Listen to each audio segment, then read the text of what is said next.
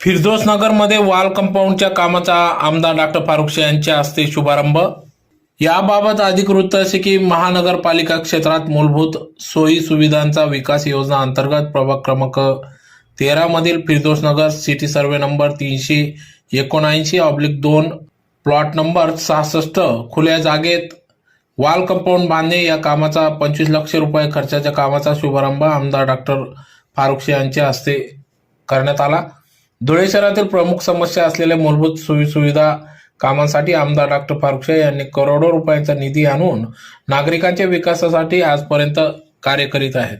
शहरातील सुशोभीकरण असो, पाण्याच्या समस्या, रस्ते, गटारी, कब्रस्तान अशा वेगवेगळ्या विविध विकास कामांसाठी ते कार्यतत्पर असून आमदार डॉक्टर फारुख शेख यांनी कोटी रुपयांचा निधी आणून शहराच्या विकासामध्ये भर टाकीत आहेत।